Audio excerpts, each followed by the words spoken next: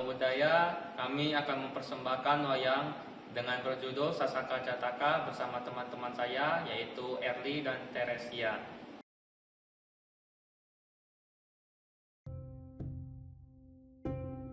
Kisah Jataka adalah sebuah kitab yang berisi kisah-kisah yang dikaitkan dengan kelahiran sebelumnya dari Buddha Gautama saat terlahir sebagai bodhisattva.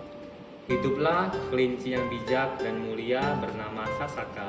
Ia menjadi guru dan sahabat bagi berang-berang, rubah, dan kera yang bajik. Mereka hidup bersama dan biasa mendengar ajaran kelinci yang agung itu.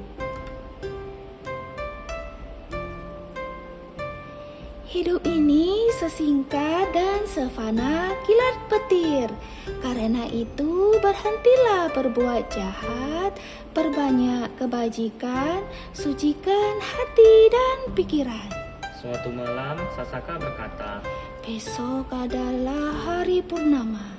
Mari kita berpuasa, tetapi tetap mengumpulkan makanan tanpa menyakiti makhluk lain. Berang-berang bertanya, Mengapa kita tetap mengumpulkan makanan padahal kita berpuasa? Kayang bajik tak hanya melaksanakan sila, namun juga dermawan. Kita akan siapkan makanan untuk kita persembahkan ke tamu manapun yang melewati hutan ini. Lalu paginya berang-berang pergi ke tepi sungai. Di sana ia menemukan 7 ikan yang ditinggalkan nelayan di dalam pasir. Hore, aku menemukan ikan-ikan untuk kupersembahkan ke petapa. Aku akan bertanya, siapa yang memiliki ikan ini? Adakah pemilik ikan ini? Adakah pemilik ikan ini? Adakah pemilik ikan ini? Ia berseru 3 kali, namun mendengar tiada jawaban. Ia mengambilnya dengan gembira. Rubah menemukan kadal panggang dan 1 kuali dadi susu di dekat perapian. Kadal panggang dan 1 kuali dadi susu bisa kubawa ke petapa nih. Yes. Adakah pemilik makanan ini? Adakah pemilik makanan ini? Adakah pemilik makanan ini? Ia berseru 3 kali dan mendengar tiada jawaban. Lalu mengkalungkan kuali di lehernya dan membawa kadal panggang itu.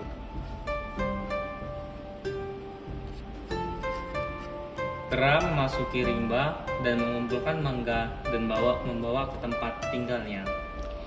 Mangga-mangga ini enak sekali. Pasti petapa akan senang menerimanya. Sasaka pun keluar dan mengumpulkan rumput. Aku tak punya nasi, mentega, atau apapun lainnya. Jika ada tamu yang datang, aku akan mempersembahkan dagingku sendiri. Tekadnya begitu kuat dan luhur sehingga membuat tata Dewa Saka panas. Dewa Saka menerawang ke dunia dan melihat kelinci mulia itu. Dewa Saka membatin, akan kuuji tekad kelinci itu.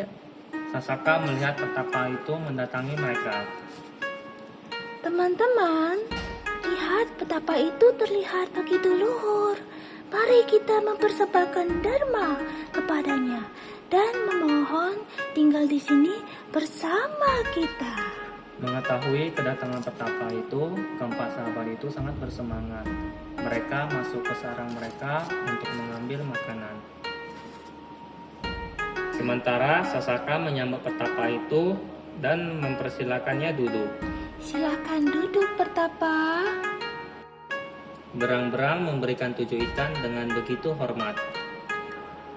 7 ikan ini kubawa dari sungai petapa. Mohon terimalah dan tinggallah di hutan ini bersama kami. Rubah mempersembahkan kadal panggang dan sekuali dadi susu.